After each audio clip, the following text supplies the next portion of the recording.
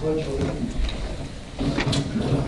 I pledge allegiance to the flag of the United States of America and to the republic for which it stands, one nation, under God, indivisible, with liberty and justice for all.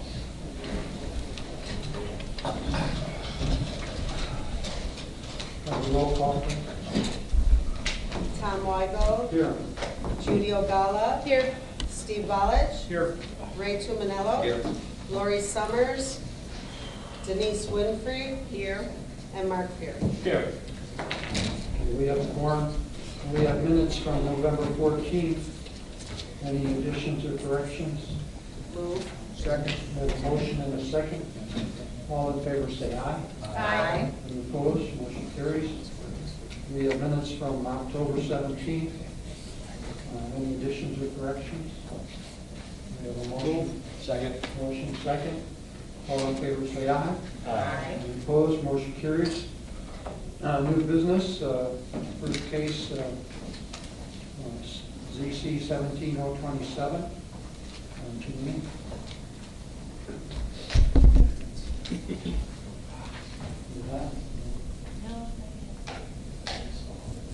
There we go. Thank you, Mr. Chairman. Zoning case ZC-17-027 takes place in Green Garden Township.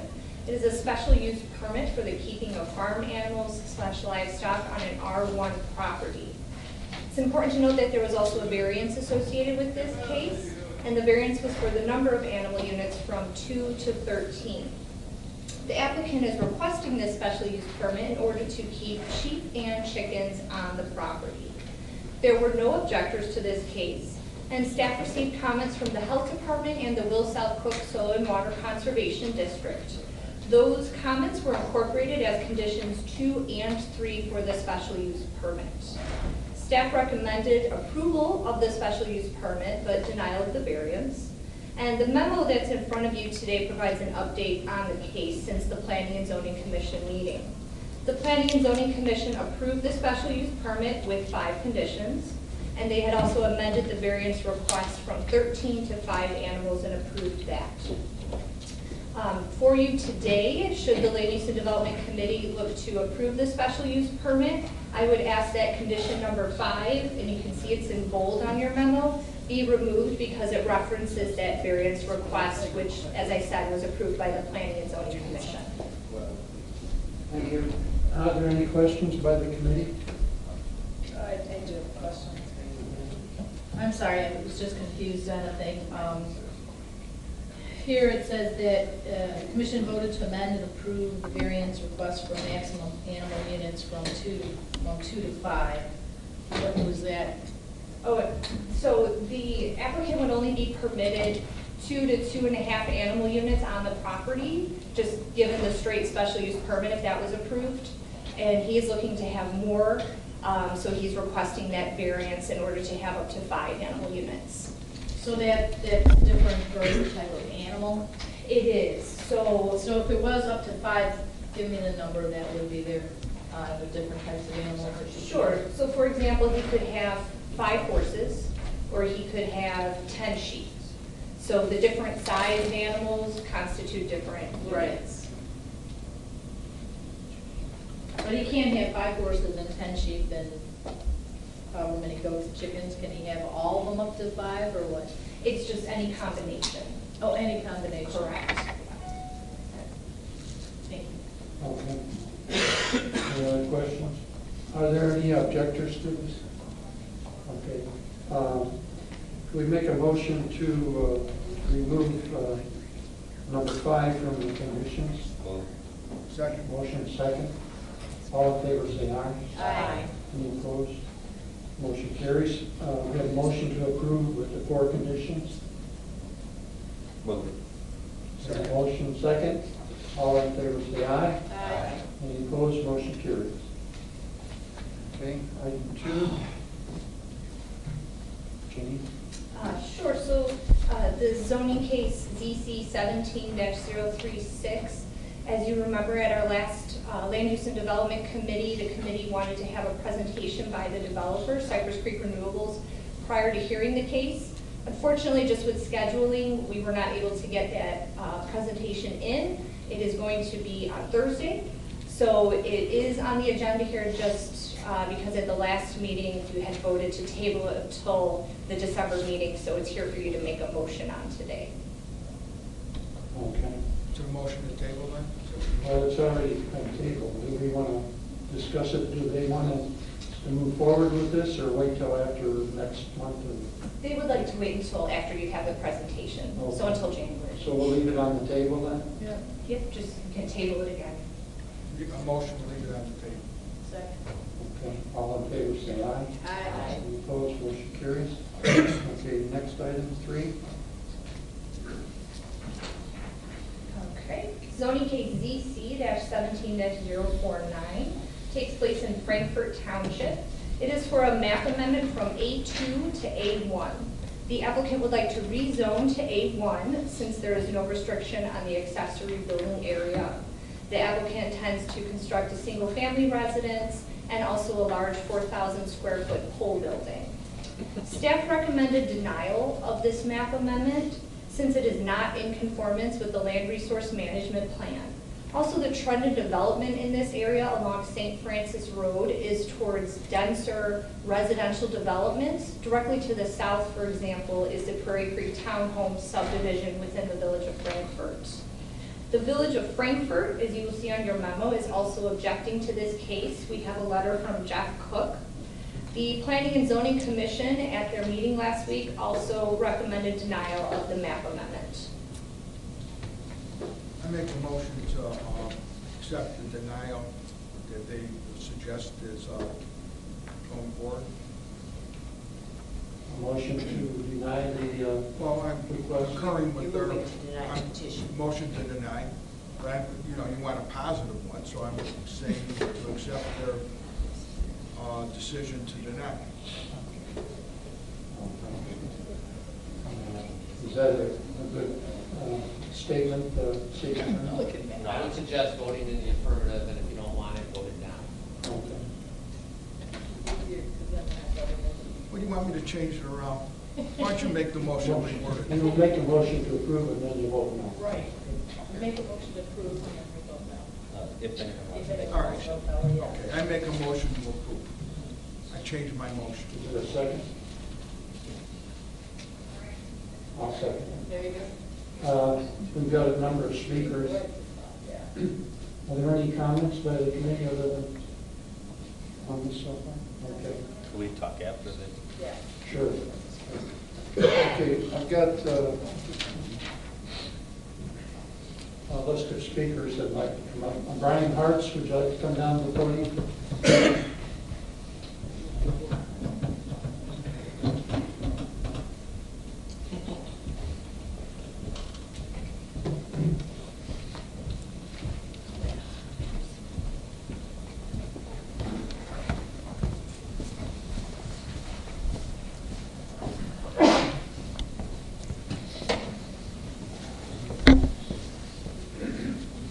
State your name, please. Brian Hertz from MG2A, the civil engineer, and we did land surveying on the project. So I brought a drawing that shows the properties. There's 2 parcels here, as you discussed.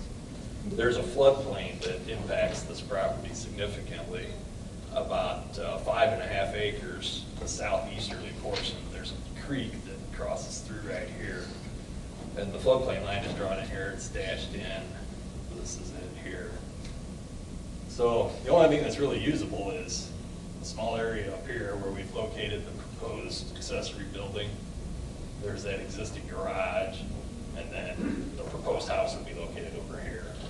And really, I mean, this is the only thing that's out of the floodplain, is this here, which is about 4.5 acres. And you're in favor of the consolidation to A1? Yeah, I mean, there's not a lot of other uses that could be done on this property, in my opinion, because of the floodplain. You know, there's floodplain here. We have some wetlands associated with the creek itself, so there's a lot of restrictions on the Do property. you plan to do farming or not? Do you plan to do farming? This is the owner. Oh, Oh, my name is Ahmed Sugar, I'm the owner. Okay. Yeah, I do actually, and we've already planted the fruit trees in the vineyard right over there. I currently live across the street in Lighthouse, purchased this property. And it's been a dream of me and my family to build this house and the barn. Okay. You can't do that if it stays A2, or what do you want to put it? Well, because we wanted this to be the chicken coop and the barn to be 4,000 square feet. We want all the equipment indoor, not outdoor from the elements, so. Okay. Any questions by committee? Yeah. Okay. So, question for staff. The surrounding properties are A2? Correct. The surrounding properties are 8-2, and there are also some R1s. Okay. So, I like your design. I think the house looks nice with the property, but here are my concerns. First of all, my concern is that when you switch a property from A2 to A1, we lose the ability to restrict the amount of animals that are on the property. Now we have the local residents that are living in an A2 district right next door. Next thing you know, you look over, there's 300 chickens and whatever. I think that would be a disservice to the surrounding residents. The other thing that I dislike about the A1 classification is something that happened in our district, in my district. All of a sudden, when you have the A1 classification, it's open season for the cell towers. And you can stick them pretty much right 10 feet in from your lot line, right next to your neighbor, and you have no jurisdiction. So I think some of the things that the A2 district provides us is the fact that the residents won't have these things popping up in their backyard, and the protection from the unlimited use of the animals. So is there anything that they could apply for or do to be able to build their house on this property with giving the ability, the protections that should be afforded to the next door neighbors? Really, within the A2, as the owner has consolidated the properties, of course, he can build a home, he can build a pole barn. You can also farm on the A2 property and have the vineyard, the fruit trees. It would just restrict the accessory building area. So the applicant could potentially come back to us and apply for a variance for the accessory building area size on that property. And then all the restrictions with A2 in regards to the animal units, those things would stay in place. Sure, I understand. Thank you. Any other questions? So as far as the size of the accessory buildings, I don't know, do you happen to know what is proposed right now versus what we allow in A2, and I know you can always get a variance, so. Sure, so we allow 3,000 square feet. That doesn't include stables or things of that nature. So the applicant's proposing a 4,000 square foot pole building to house equipment, things of that nature. And there's also a garage, 4-car garage. I'm not sure the square footage of that. And then, of course, the house has an attached garage. So I don't know the total amount, what all those would equate to. Okay. Jim, do you have a comment? I actually have a question for the engineer. When you make a statement to say there's not that much of the property that's usable, you're talking about buildable space. You're not talking about what can be used under agriculture. That's right. Because agriculture can go into the floodplain. They can farm the floodplain. Absolutely. They could have 500 goats out there in the rain month, or whatever. And because you should understand, there is absolutely no restrictions on animals on A1, regardless of the size. And my understanding is the only restriction is for hogs by the state of Illinois. By the way, I'm going to state, I'm Jim Eustace, so you know who I am. I'm the Frankfort Township Supervisor, and I'm also the County Board Representative from that area. And I'm going to have another statement, so I just wanted to address, when you make a statement to say it's not usable, it's not buildable. Under A1, it's quite usable. Right, it is. Okay. Yeah. No, I was directing that towards the staff report was indicating. So I want to make it clear. The staff report was indicating that, it was this is more suitable for high-density residential and things like that, which, you know, No, the staff said the area is developed into higher density. per the land resource In standard. that area. Right. I might also point out, because I lived there when this was subdivided, by the way. It was not very good farm land, and that's why the farmers sold it off and subdivided it. The way it was subdivided would not be allowed today, because many of those lots don't have any access to roads, and they're not really accessible. They're accessible through some easements. And that's why you see a lot of those properties in the that don't have access to St. Francis Road have never been built because there's no access to them. And I want to point out, when it was zoned back in the mid-70s, A2 was a state residential. It was not necessary, it was not an agricultural designation. Even though you were allowed, just like E1, which replaced A2, we haven't done any A2 in years, but I want to make it clear that A2 was a state residential, and the area, when it was subdivided, the intent was for it to be developed residentially. And all the lots on St. Francis Road are residents, 5 to 2.5 acre parcels. And so I want to point out that that whole area is developed residentially. On the north side of St. Francis, where the area you're talking about. Let's make no mistake, this was a residential designated area and absolutely developed residentially. Low density residential, a state residential, but nevertheless residential. And to the south, it's become very dense residential. This particular little area hasn't been farmed in 40 years. More, actually, yeah. A little more, 45 years. So, not 40, I'm going to say 40, let's stick to 40. This area they're talking about hasn't been farmed for 40 years. To reintroduce agriculture, A1, into this area would absolutely be a huge mistake. And quite honestly, the gentleman, you own the property now, I don't care what you're going to do on it, for you. It makes no difference to me.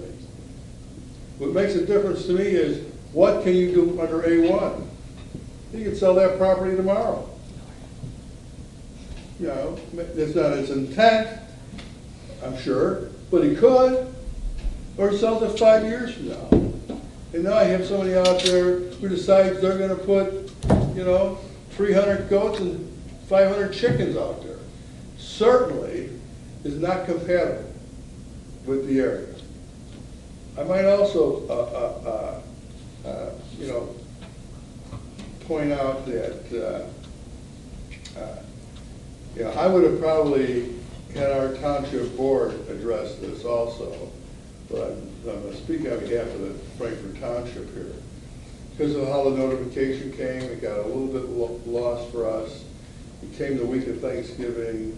It didn't get over to our planning commission until, it wouldn't have met until after the planning and zoning commission met.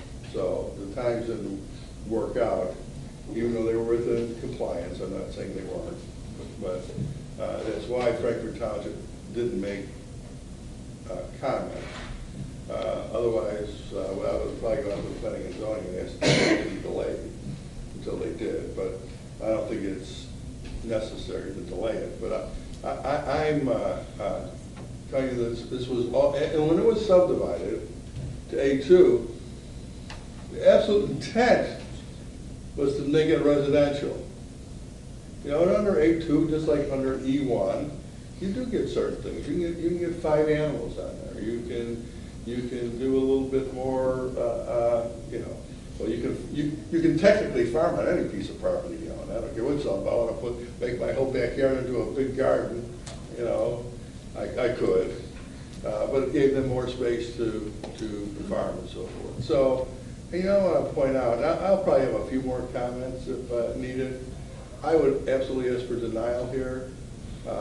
We have parcels of 10 acres, 15 acres in A1.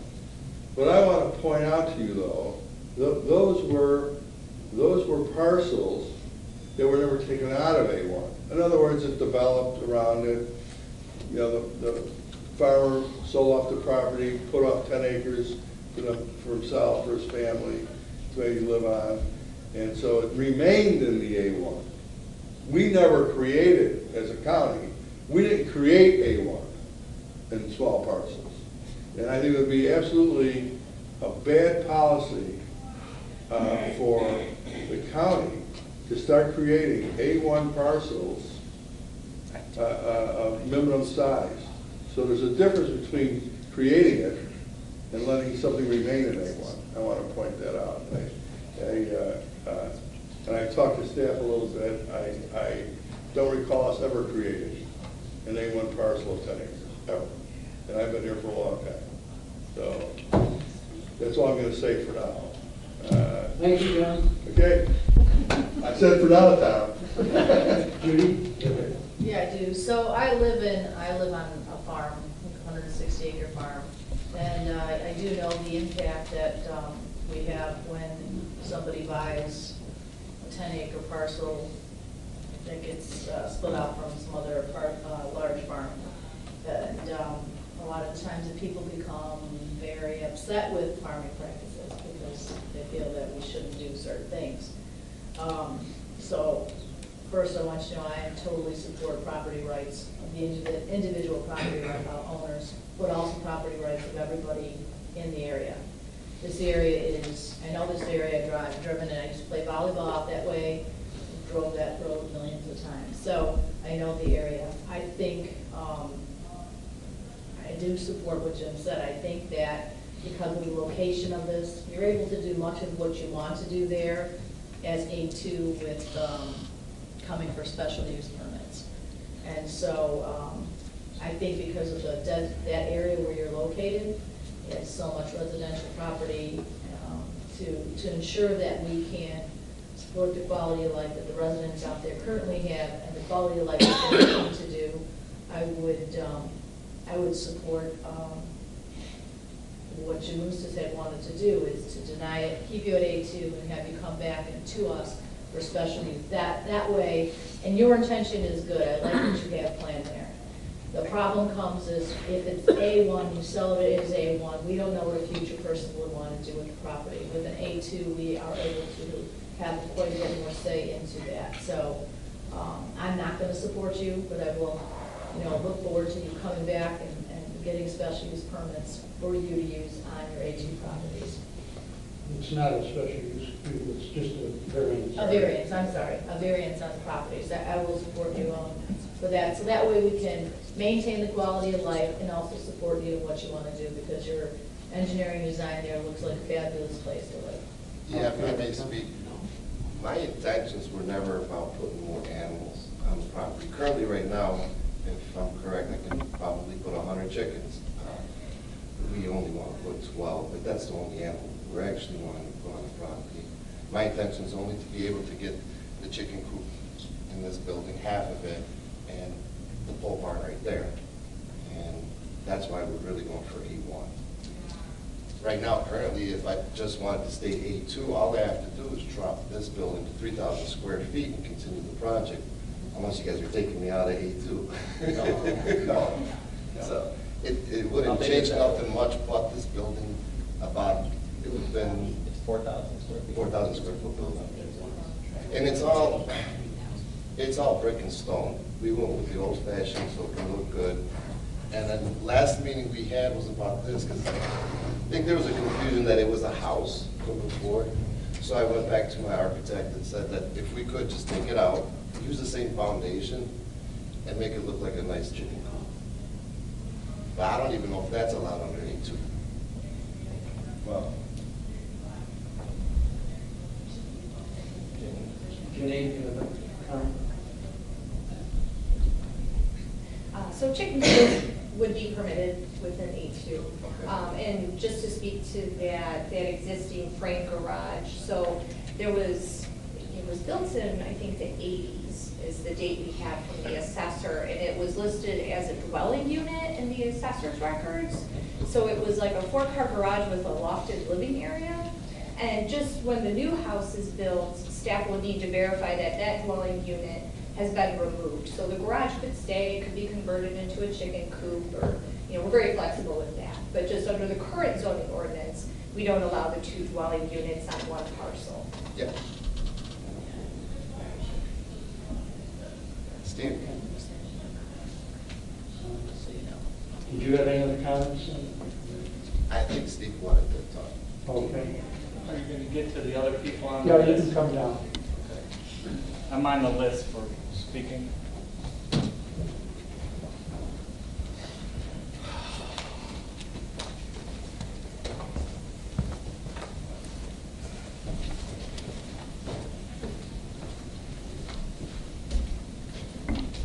State your name, please. My name is Stephen King. I live 2 properties west on St. Francis Road.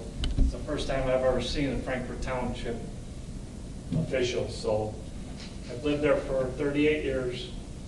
They built subdivision across the street. They didn't put ditches in. Water runs across. I've replaced my culvert a dozen times.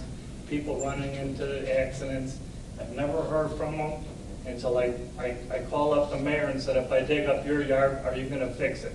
They came out with like 3 bags of sand and fixed my front.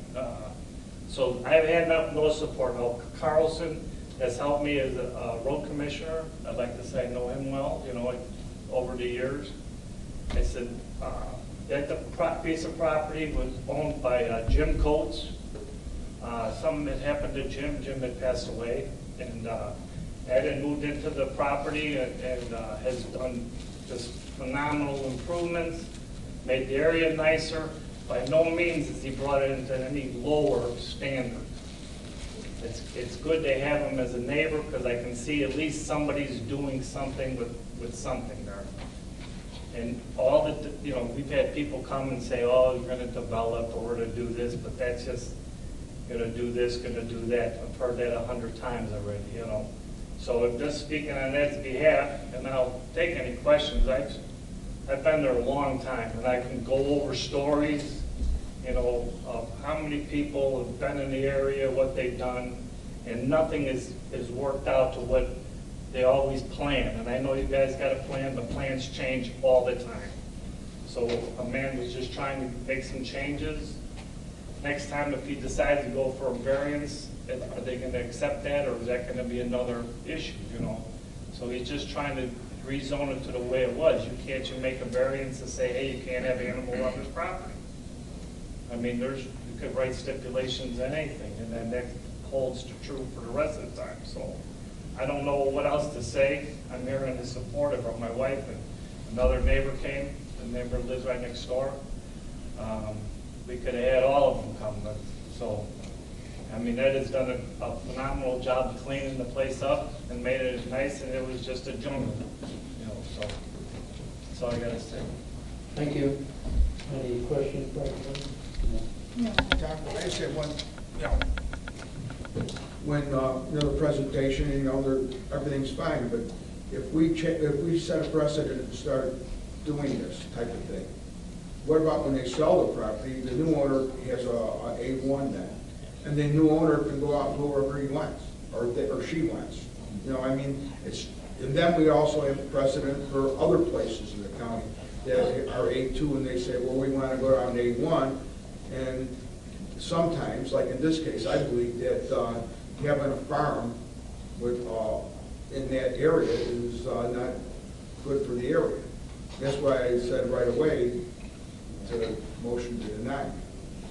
But just so everybody knows, it's not like that. What he's showing us is really nice, but what about the next guy? And the guy after that, the third guy that buys the property? We have no recourse anymore because we already did it. And like Judy said, if he wants to come back for a variance to build that second or that third piece there, that's okay. Okay. Brian. Brian? Mr. Chairman, I just want to point out for the record that let's say that this is denied or withdrawn or anything like that. that where the applicant chooses not to go forward or the board denies it, thinking that they're going to apply for a variance. Just for the record, the variance would only go to the plan commission, so it wouldn't even advance past that. You wouldn't see that request. And then second, staff would be looking for a hardship in this case, and right now I don't think there is an identified hardship where the applicant, where we would feel comfortable recommending approval of a variance request. So it's most likely that staff will recommend denial of that variance as well without an identified hardship. I want to make sure that's known to everybody here today so that they're not surprised thinking, well, the county told me to do this, and then the staff comes at me with this. I just want everybody to know today that that's likely going to be our recommendation on that request too. The staff would probably recommend denial, but the plan commission usually approves variances like that. They don't listen to staff all the time. Any other comments? Denise has one. Can I just make one more comment?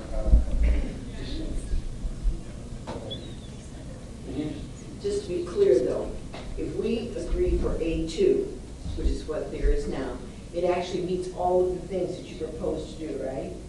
It allows you to do the garage, to have an outbuilding up to 3,000 feet, and allows you to have the chickens, right?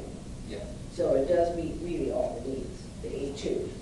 Farming-wise, I can farm an A2 with having multiple differences, 50 chickens and 5 horses and vice versa. And A2 is what it is now, Yes. is that correct? Thank you. Jim? Yeah, I want to maybe just expand a little bit on Mr. Ballard's concern. You know, let me say to the applicant, this is not about what you're doing.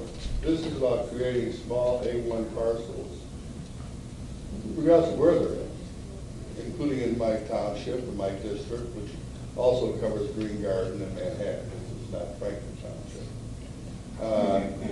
But I have a lot of these kind of rural, semi-rural areas in my district. If we create a minimum size A1 parcels, we're absolutely setting a precedent down the line where you're going to have to, the county will be in a very difficult position. And I'll ask Matt maybe to comment on this, that once you set that precedent, you're going to have to continue it. And this county would be in a very weakened position in courts on denial if we started creating, in the future, creating 10-acre A1 parcels. And I can tell you, there's a whole host of things you can do on A1. Mr. Tunell mentioned, you've got cell towers by right, 190 feet cell towers by right. I think 225 feet with special use. You have unlimited buildings on A1. You're not restricted on buildings. It's not about a 4,000 square foot building. You're not restricted on buildings, period. You're not restricted on animals. You don't have to follow the same building codes, I don't believe. You know, there's some relaxation on building codes. In some cases, A1 don't even have to have building permits. They can just build. So I'm letting you know there is a huge difference. A lot of by right activities go on A1. And I have another list of them. I'm not going to bore you with them, but there's another whole host of things you can do on A1, including other kind of operations, whether they're fertilizer, recycling operations. You can have basically compost sites by right on A1. So when you think, well, this is not a bad deal, you know, well, look, when you're not next door and somebody else buys it and they put a composting site next to it and you get that aroma, you may think that it shouldn't have been A1. Everything else under A2, there's a lot of things you can do in A2 that you can allow in A1 under special use. So at least there's here. It's not about this gentleman. And I agree, I drive by his property every single day, probably 3 or 4 times. And he's got all that brush out, he cut down trees, he cleared it. It doesn't. This isn't about necessarily just him. It's about the creation of small A1 parcels in residential areas. And it is indeed a residential area, and has been even with the A2. It's all developed, I can tell you one farming operation that took place, and on that property, all those parcels within the 40 years, last 40 years, there has been. You know, so, and that's what I want to point out. And then I would ask you that if we started creating this, that puts us this does that put us in a tough position in the future to deny. Okay. I would agree. I think it does. It potentially sets precedents for a residential area for an A1 zone. And in court, that does become another hurdle that we have to overcome. As that, why would we deny some subsequent person when we have this case to show the improvement? So it could set a precedent. Okay, we have another speaker, John Sharon. Well, it's a comment, Mr. Chair. It sounds like members of the committee are that it states A2.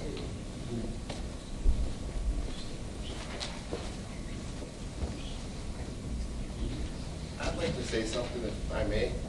Okay, good.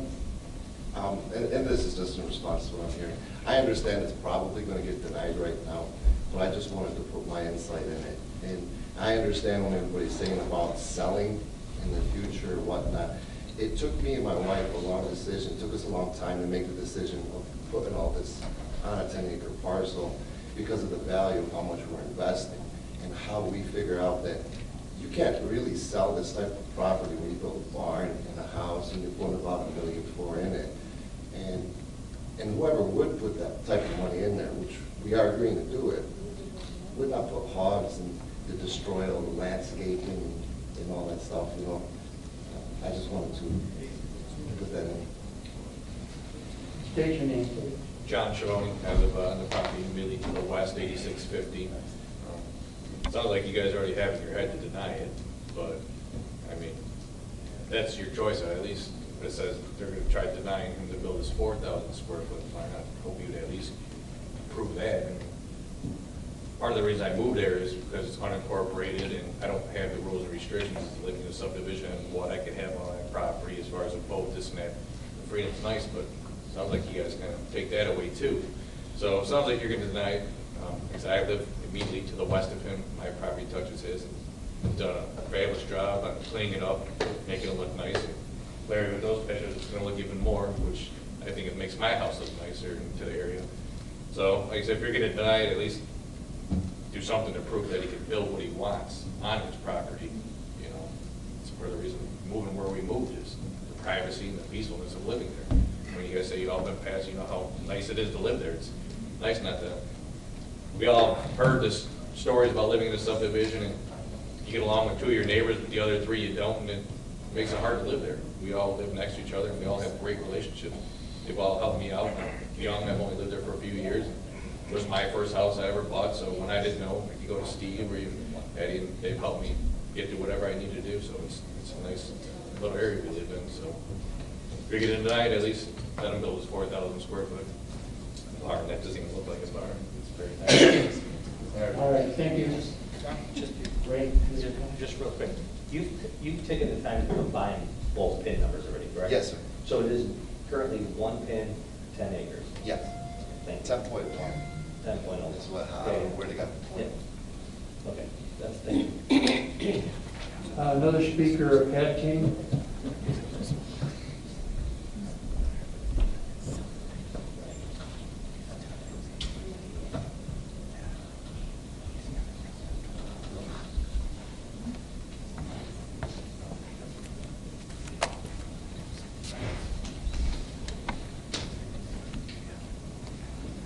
State your name. Patricia King, I am Steve's wife. We know Ed and his family quite well, and I'd also like to say it sounds like you are going to deny the change. But I'd like to say that I do hope that you would give him, to allow him to make the change for the square footage on the buildings, that we have all the confidence in the world that he's only there to make improvements. And again, as far as the cell towers go, if you can only have a cell tower in R1, there's a neighbor on St. Francis Road the routes who have a cell tower, and they are not R1. A1, rather. So if that's the stipulation, how they have the cell tower, I'm not quite sure on. But I do know that he's only there to make improvements. Again, we are in an area, we know all the neighbors on St. Francis Road. We've been there for 38 years. And he's only there to make the improvements. I do understand your reasoning, but I also understand what he's trying to do with the buildings. We've seen the improvements, we've seen the layout of what he's going to do. So I would hope that you would allow him to make the changes that he is trying to make. Thank you. You can put cell towers on other kinds of property, but there's less restrictions when you do it. On A1, there's no restrictions. Ray, you have a comment? Yeah, I do. Why is it that they have to prove a hardship to be able to get a variance on the property? To me, the reason I asked about the combination of the two lots is because when I would view this property, as my many years on the planning commission before I acted as a trustee before here, I would look at the property as a whole. And if I saw a 10,000 square foot building or 10 acre property and the gentleman wanted to do an increase to 4,000 square foot, I would have no problem voting yes for that variance when I look at the property as a whole. Why do they have to prove a hardship to be able to come forward to ask for a variance on the property? Hold on just a second. Can I comment a little bit on that, Con, while he's looking? Okay. You know, I've always thought the reason that was in the ordinance is because in some cases, people create the hardship on their own property. You know, they put something else there, they did something to create the problem themselves. In this particular case, I would view it differently, and I think we have viewed him differently in the past. You know, he has not created a hardship. It's basically the little bit of the nature of the property. He's also created one pin, so it's really a 10-acre parcel, Yes. not a 5-acre parcel. So I would say that, and I would personally go to the Planning and Zoning Commission if they went this route and explain that they have, in my opinion, that when people create hardships and that this 4,000 square foot building on this particular parcel would not be out of character for the area. And indeed, there's other pole barns there. They're probably not 4,000 square feet, but I don't think it'd be out of character. And depending on where he's placing that pole barn, you know, it may not even be even that visible. I'd have to relook where you placed it, but I think that there could be support for the variance. But I want to make, I think, a distinction, Brian, before you say anything, of very often people create their own hardships, and that becomes the issue. That's why it's there. If you created it, then you know it's of concern. If you haven't created it, in this particular case, because of the amount of buildable property, floodplain, and so forth, because I think it improves the general area, I could be supportive of there. I can be supportive of most things there. I'm concerned more about down the road and the high density use that A1 allows in an area that really is residential and has trended more density populated areas. That's what I want to make that clear. Now, to be honest with you, Jim, From my perspective, I want to tell you how this works, the hardship thing works from my perspective. But does that make sense, if you really think about it? I mean, unless they create their own hardship, I mean, to me, the guy hasn't created a hardship, and I don't see... No, man, that's what I'm saying. Yeah. That don't make sense to me. Right. Because, you know, it's trying to work with what is there. And like I say, I think that we as a board, regardless of staff and the Planning and Zoning Commission can make that decision. It doesn't mean it goes automatically denial because it's, you got to prove a hardship. I don't think you necessarily have to prove a hardship that you didn't create. You're just trying to develop a piece of property. And indeed, we give developers relief all the time. All the time. All the time. Yeah, yeah. Okay, Brian? All right, to answer Board Member Tumello's question, the county board adopted the Will County zoning ordinance, which includes administrative procedures such as variances, map amendments, special uses, and each type of request is based on settled case law throughout the courts of the United States. And the exact language reads that the plight of the owner is due to a unique circumstance. The variance, if granted, will not alter the essential character of the area. The physical surrounding shapes, topographical conditions of the property cause a hardship that require a variance. The conditions upon which the variance application is based would not be applicable to generally to other property. The purpose of the variance is not based exclusively upon a desire to make more money out of property. That the alleged difficulty or hardship was not created by any person presently having an interest in the property. That the variance or the granting of the variance will not be detrimental to the public welfare or unduly injurious to other property or improvements in the neighborhood, and that the proposed variance will not alter or impair an adequate supply of air to adjacent property or substantially increase the danger of fire or otherwise endanger the public safety. So those are the criteria that the staff look at when we're making a recommendation to the Planning and Zoning Commission. And obviously, some of those are going to be just fine. That proposal is not going to increase the danger of fire. It's not going to be out of character for the area. But the applicant did create the hardship because the ordinance requirement is 3,000 square feet. So if they want to go to 4,000, they've created the hardship right there. And right there is the reason for denial. But has the county board created the hardship by saying no to A1? That's not a standard that we look at. I guess the question is, if 3,000 isn't appropriate and you feel that people should have 4,000 or 5,000, then we should change the zoning ordinance to allow more. No, because A2 is typically not 10-acre parcels. They're typally they're Well, smaller. they could be 2.5 to 5. I mean, Right, so not 2.5, technically. but if you were asking me on a 2.5 to 5,000 square foot, or 2.5 to 5 acre property, if I would say no problem with a 4,000 square foot building, I'd say no. But if it was a 10-acre property, I would have less of an issue with a 4,000 square foot property. So that's why I'm saying that I have no problem with a 4,000 square foot property. And I think that's we would make our recommendation to staff, and the commission would listen to the testimony of the petitioner and other people in the area and make their decision, and they may come to that thought right there. Yeah, Brian, if I may comment, listening to what you just read off, you would qualify. You mentioned that it's okay with the topography, conditions of the property, floodplain, create special conditions that a variance could be appropriate, even if you just listed. So, that's what I'm saying. I don't think it's, and I think that I would be hard pressed to buy into that it created its own hardship. But I mean, I'm not going to argue with that, but I think when you read those, it does qualify for a variance. Matt, just briefly, I just want to make sure we stay on topic here. I understand we are talking about something that's not true for us right now.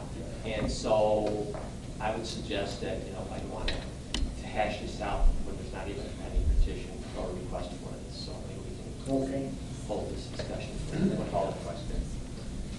Okay, there's no other public comment on this?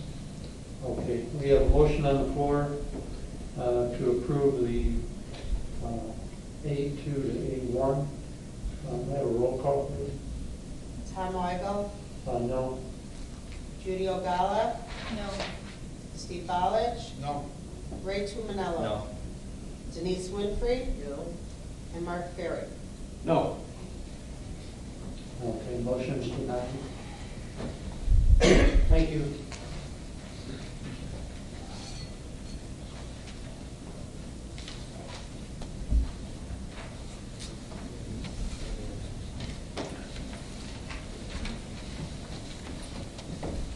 On the agenda, we're going to our zoning code update. David?